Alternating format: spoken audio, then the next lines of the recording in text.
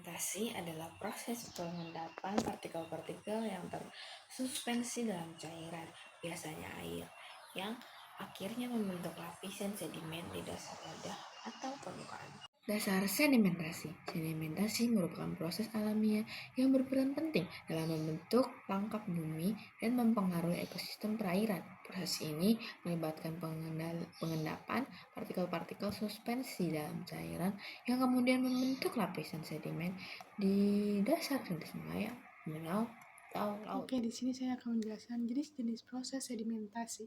Sedimentasi yang pertama itu dia sedimentasi mekanik, dia fisik, di mana terjadi akibat pengendapan material hasil pelapukan dan erosi seperti pasir, kerikil, lumpur yang terbawa oleh air, angin atau juga es. Nah, proses ini dipengaruhi oleh kecepatan media pengangkut, di mana dia semakin lambat alirannya, maka semakin besar juga material yang mengendap. Lalu sedimen yang kedua, dia sedimentasi kimia. Dia terjadi karena pengendapan zat terlarut akibat reaksi kimia. Misalnya, penguapan air laut yang menyebabkan terbentuknya endapan garam. Bisa disebut dengan halit atau gypsum. Nah, proses ini banyak terjadi di daerah kering atau cekungan tertutup. Lalu yang keempat atau ketiga, dia sedimentasi biologis atau organik.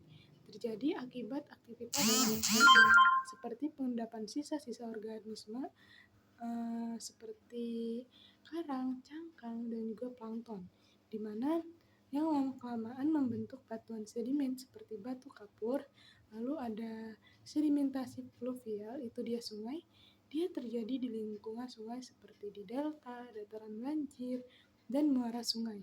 Material yang terbawa aliran sungai akan mengendap ketika kecepatan air menurun.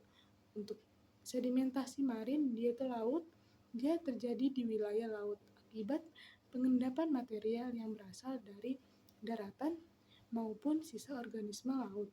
Endapan ini itu dapat membentuk lapisan sedimen di dasar laut. Lalu untuk sedimentasi yang terakhir, dia itu sedimentasi aerolis. Dia angin di mana dia terjadi di daerah kering atau juga gurun. Nah, di mana angin mengendapkan material halus seperti pasir dan juga debu, itu dia membentuk gumuk pasir. Contoh pertama, contoh negatif yaitu Waduk Gajah Mungkur yang ada di Jawa Tengah, sedimentasi parah akibat lumpur dari daerah aliran sungai atau DAS yang menyebabkan pendangkalan. Bentang alam berbentuk segitiga atau bentuk lainnya di muara sungai. Terbentuk saat sungai bertemu badan air lebih besar. Contohnya laut, danau, dan melambat, menyebabkan pengendapan material sedimen yang dibawanya. Menciptakan tanah subur yang kaya nutrisi dan penting untuk pertanian serta ekosistem. Nah, selanjutnya adalah upaya pencegahan pertanian atau pengendalian erosi. Nah, ada beberapa. Yang pertama adalah menanam vegetasi dan reboisasi. Selanjutnya ada mengamankan lahan konstruksi. Dan yang terakhir adalah menanam tanaman di tepi sungai. Itu adalah upaya pencegahan pertanian atau pengendalian erosi. Nah, selanjutnya ada juga loh cara penanggulangannya atau mengendalikan sedimentasi. Yang pertama itu membangun sebodam perangkap sedimen. Nah, selanjutnya juga ada melakukan pengerukan sungai atau yang dinamakan dengan waduk. Nah, yang ketiga mengatur debit aliran air. Nah, berikut adalah upaya pencegahan pertanian atau yang disebut pengendalian erosi dan cara penanggulangan atau pengendalian sedimentasi. Dampak sedimentasi bagi manusia adalah pertama adalah dampak negatif, yaitu kerusakan habitat.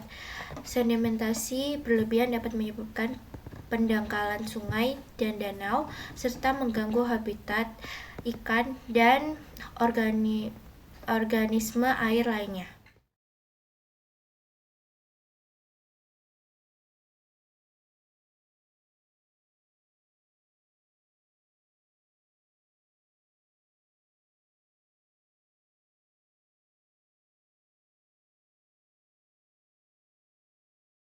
Dampak positif, pembentukan tanah subur sedimentasi yang diendapkan oleh sungai seringkali mengandung mineral dan nutrisi yang penting untuk pertanian seperti yang terjadi di lembah Sungai Nil.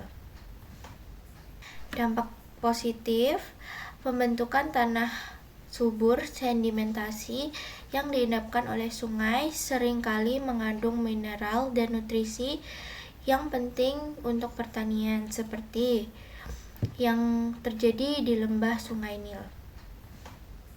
Hubungan proses geologi dalam kehidupan sehari-hari, yang pertama adalah masalah air bersih, yang kedua pembentukan delta dan lahan baru, yang ketiga timbunan pasir di pinggir jalan, yang keempat ada pendangkalan, selokan dan sungai, yang terakhir air keruh jadi air jernih. Oke, dengan kita belajar ini menjadi tahu jika hal-hal yang ada di sekitar kita ternyata masuk ke dalam sedimentasi. Kita bisa melihat karya Tuhan yang sangat indah dan juga terstruktur. Dan mengenai sedimentasi, itu adalah proses pengendapan yang terjadi perlahan serta tahap demi tahap hingga terbentuk menjadi suatu yang baru. Proses ini juga mengajarkan bahwa hal besar tidak selalu terjadi secara instan, melainkan melalui kesabaran dan juga waktu.